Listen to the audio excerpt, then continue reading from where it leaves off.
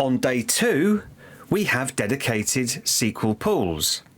Now I'm back in my Synapse workspace in Synapse Studio. I already have a Dedicated SQL Pool created, but to create one is a very simple process.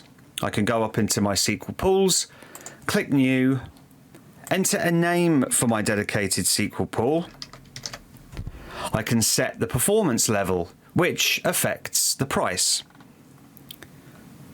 So we can move the slider left and right. We've got some additional settings there in terms of do we want to create it from a backup, and collation settings as well. It's fairly simple to set up a Dedicated SQL Pool. Now from here, I can load data into that Dedicated SQL Pool. So I'm going to go into my develop area, open up my SQL scripts, and for Dedicated SQL Pools, I can run a copy into command. Now the copy into command actually allows me to connect to data external to Dedicated SQL Pools and load that data in. Now I've got the auto create table set to on, and this is supported for Parquet file types. And what I can do is, if I switch to my Dedicated SQL Pool and I select my database, I can actually run that copy into command. So I'll do that now. So I'll run that copy into, and that should take a few seconds to load, about 3 seconds. I can also create tables in Dedicated SQL Pools, and I've specified the distribution. Now there are 3 types of distribution in Dedicated.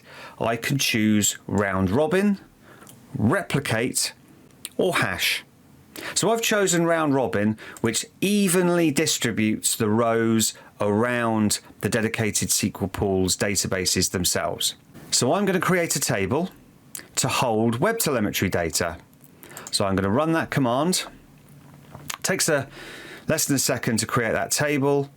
And again, I can use the copy into command, point to some data in my data lake. I'm going to load a day's worth of telemetry data from this folder. So if I run that copy into, that's going to connect to the data lake, and it's going to load that Parquet data into the Dedicated SQL Pools table itself. So we'll let that run for a few seconds. Okay, now that that data has been loaded in, I can query the 2 tables. The data has been imported into the tables within the Dedicated SQL Pool. So I'm going to do just a select all from that dim product table. As we can see, we've got data that's been loaded into that table. Then I can run a query on the web telemetry data that was imported. So again, I'm just going to use a simple aggregate function to count the number of rows that's in the table. So if we run that, wait a few seconds to get the results back,